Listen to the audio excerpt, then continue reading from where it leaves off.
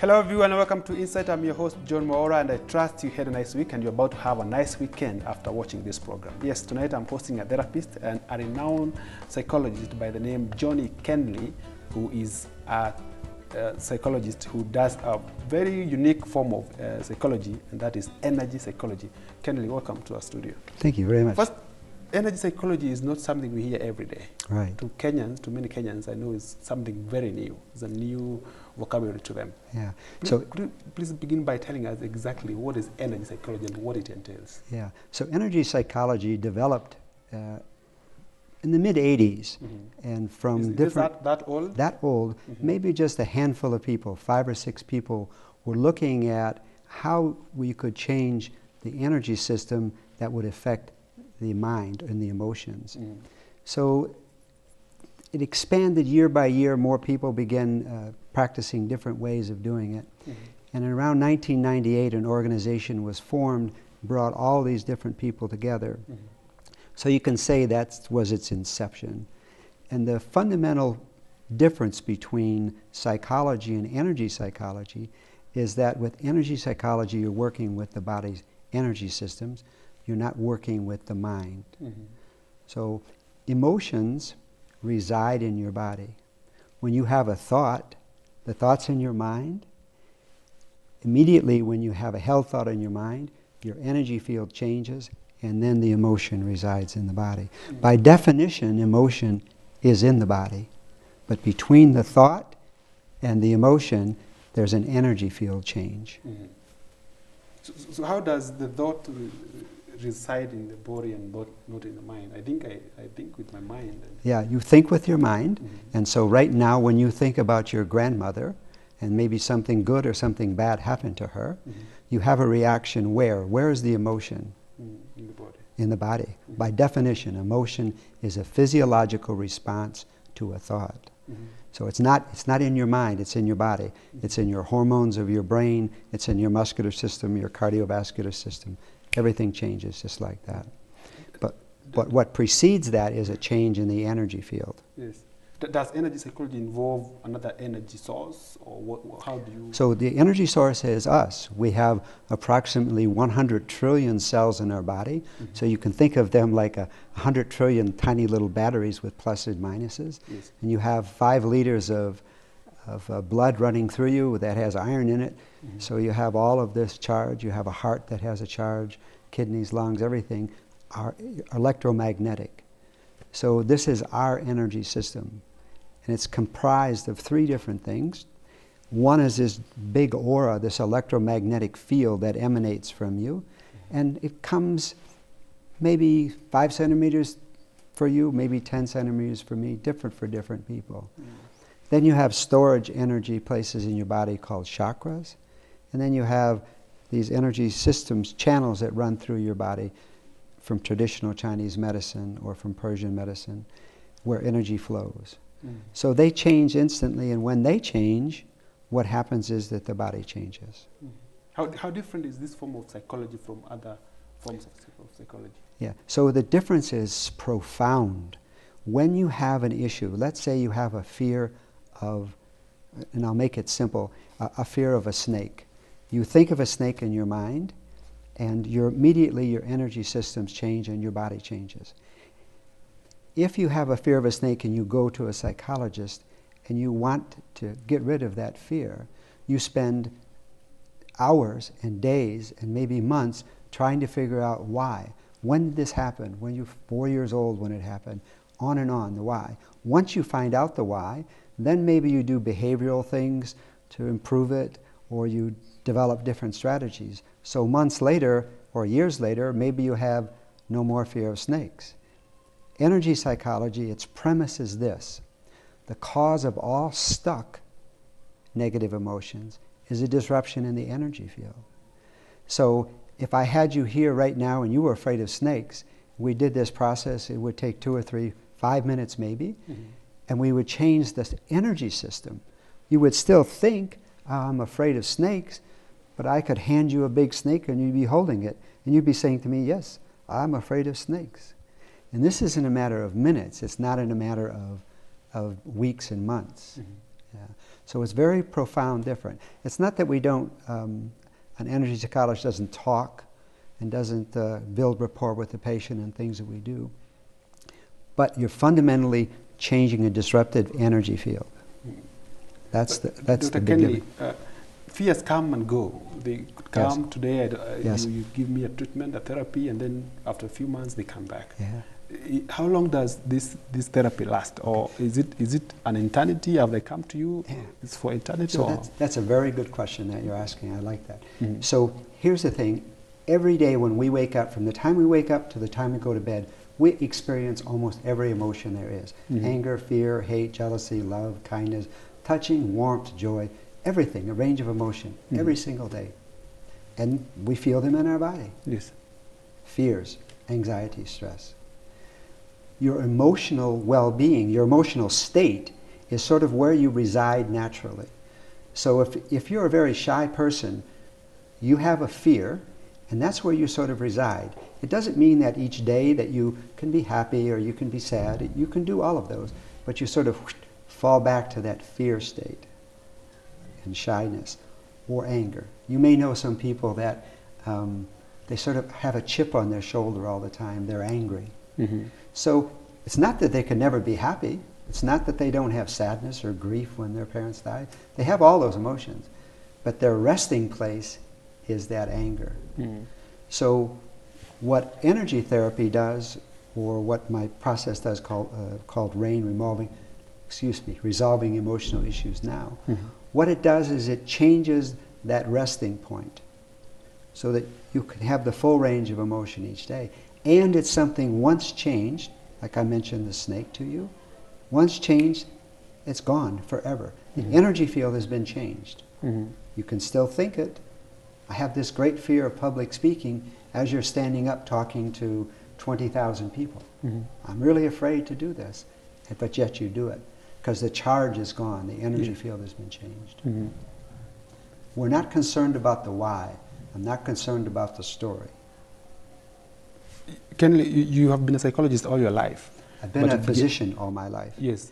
and an acupuncturist, Mhm. and an applied kinesiologist, so those three things. Mhm. Before that I was a physicist, Mhm.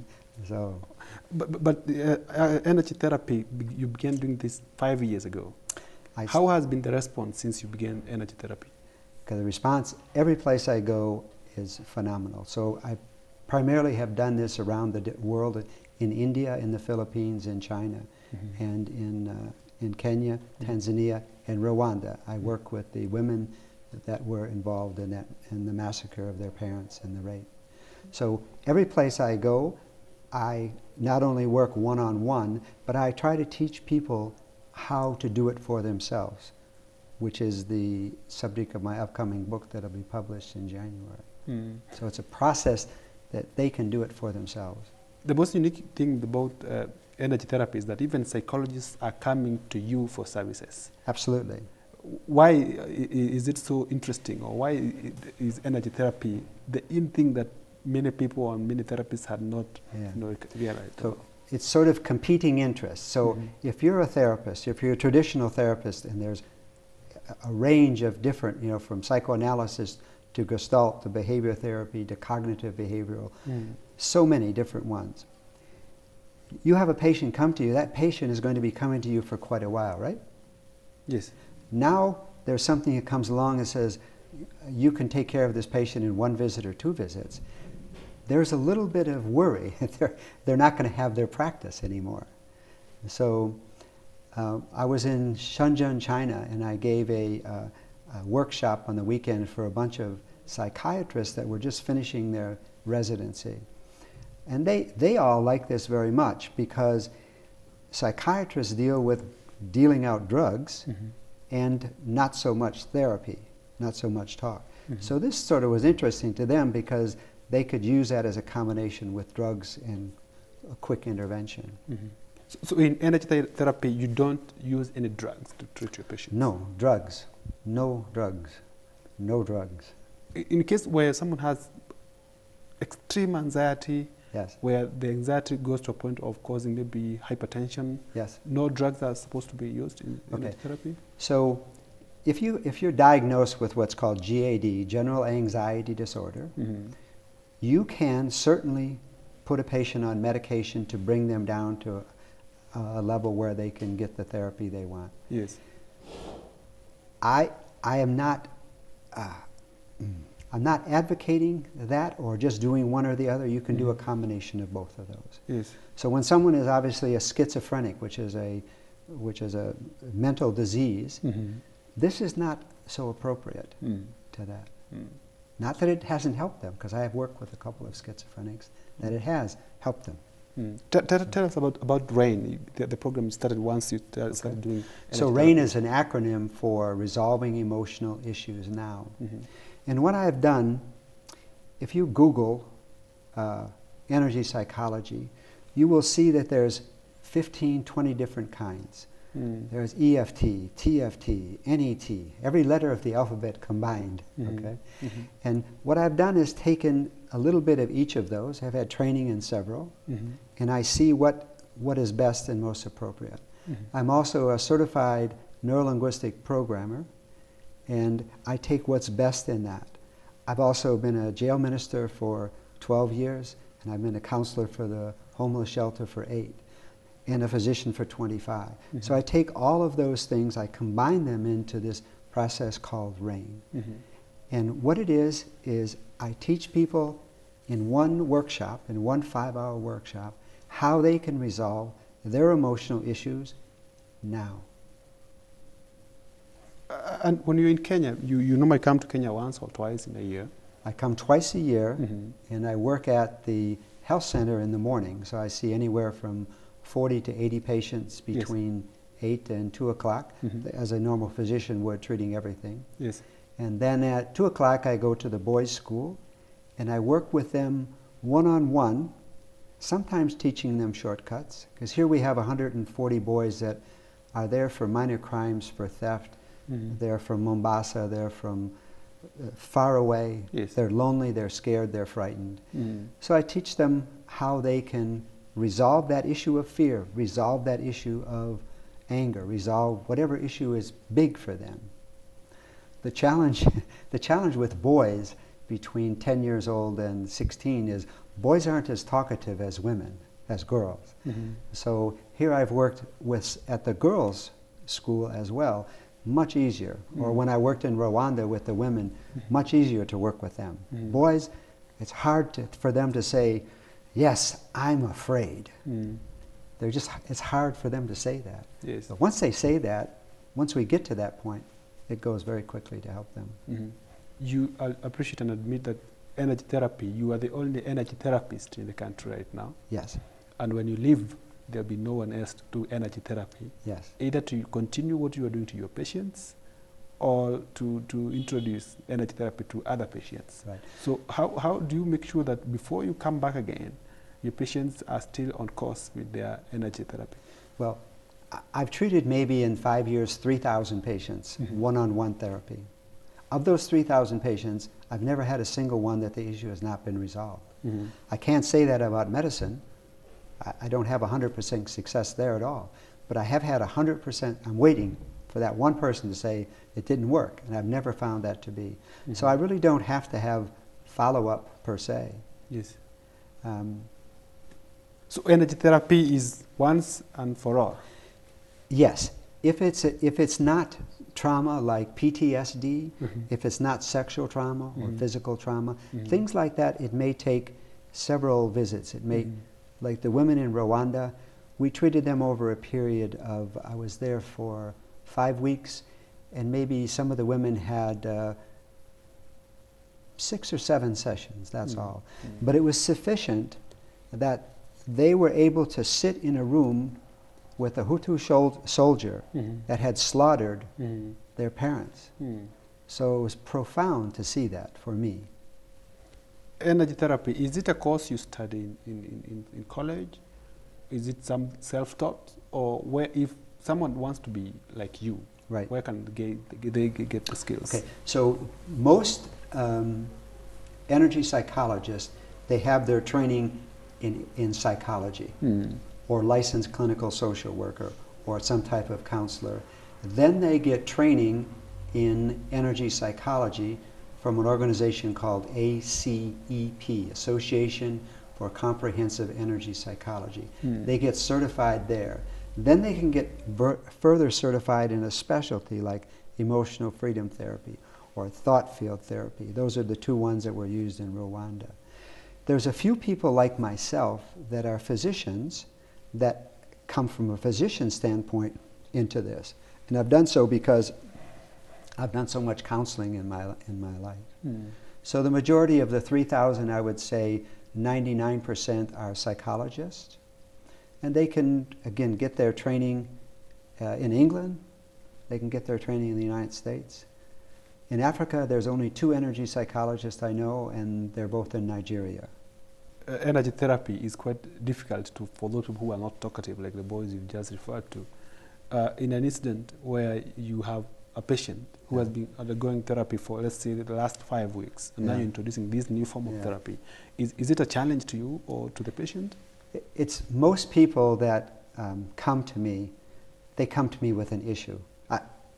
I've just come back from a war. I've just got divorced. I just lost my child. I'm grieving. I lost my child a year ago, and I'm still grieving. I can't sleep. I can't do this. Or they come to me with a heavy anxiety issue or stress. So most people, when they come, they say, this is my issue. And then we go from there. When you work with children, girls, women are much better. They're more verbal than boys. I don't know how much time you spend around young boys, but you ask them a question, yeah, okay, it's very different. So you have to spend more time, teasing out what their particular issue is. But once you find the issue, it's the same process. It's fun. Acupuncture and other forms of therapy would require someone to spend extra money. Besides the consultation fee, you'd have to go buy drugs and what have you. With the energy therapy, is it more expensive than other forms of therapy? Or? No, not at all. So if you were to go, if you were living in New York City and you wanted to see a psychologist about some particular issue you have, you would go see them and they would charge their normal fee, and you may go there 1 visit or 2 visits. That would be it. It would be done. Yes. So and consulting fees vary from small towns to big towns, in England or Germany or South Africa or Kenya. The psychologists here have a fee. It's different. So the fee is it's not any more expensive. Yesterday when I was watching what we were filming with you, that is on Tuesday, we saw that the patient is more involved in this form of therapy than other forms of therapy, where they have to sometimes jump up and down, start tapping on their hands and what have you. So what we're doing when we're doing all of that is that we're changing the energy field. So when I have them jump up and down and breathe and do that things, I'm getting the body's nervous system ready for the input. Okay, so if it's not ready for the input, it won't do any change. And if you noticed from when I did it with those people, I needed them to get in state. And I think one person was anger, the gentleman, and the other woman was fear. So I needed them to experience it. Because let's say, for example, if sadness was your issue that you wanted to work with, I always seem to be sad.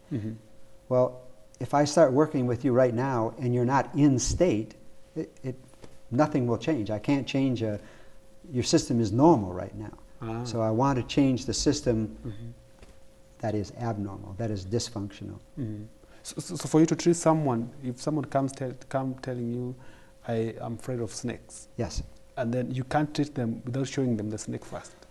Correct. I want them to experience what it's like. So I'll show a picture of a snake maybe. I won't throw a snake at them. Okay. So now in some situations, like in Rwanda with the women I worked with, I don't want them to go back and experience the trauma of their mother being slaughtered with a machete or them being raped. So for rape victims, it's an entirely different process. I was in Russia, in Vladivostok, Russia in May. Yes. And I was doing a workshop, and there was a girl that she was afraid of elevators. She was 29 years old. She hasn't been in an elevator since she was 12. She lives in the eighth floor of a building. She walks it up and down every day. She works in the 7th floor of a building. So it's good exercise. It's not bad. Yes. So I said to her, come up, let's do the process. So we come up, do the process. Yes. I say, okay, take your friend and go over by the elevator. Now, this is maybe 10 minutes I spent with her. She goes over in the elevator. She's going up and down for the next hour. She's having so much fun going up and down. For 17 years she was like that. Now, traditional talk therapy would have her like talking about her childhood and when were you in the first elevator and was your mother there, were you comforted, and you just take a completely different route. I'm not interested in that. You have an issue, let's resolve it. Let's resolve it now. Once it's resolved, it's gone. It doesn't come back. Why? Because the energy field has been changed. I imagine I have seen a snake today. Yes. But I knew the snake used to exist. Because in school I learned about snakes and what have you. But the moment I see it, I develop that fear. Yeah. So why didn't I develop fear in the first instance? Because like before I saw it, I did not have fear towards snakes. Right. But now because I have seen it, I have developed fear towards snakes. Yeah. So that how does that field, energy field, get connected to human beings so that they can have that fear? Because that's what you break using the energy therapy. Right. So let's even use a different example. Let's say if the strongest fear of any country, from any person, is fear of public speaking. That's the strongest fear that everybody has, to stand up in front of a group of people. So if you never have to stand up in front of a group of people, if you have a producer here that just sits at his desk all the time, never has to do it, and he has a fear of public speaking, it's not an issue with him. Yes. But say like yourself, what if you had a fear of public speaking and you have to speak in front of people? Yeah. And you get in front of them and you start sweating profusely and you stammer and you stutter, or you're a musician. Yes. Okay? So then it's an issue for you. So when you're confronted with that, your energy system changes right then and there. You're thinking, I am afraid of speaking.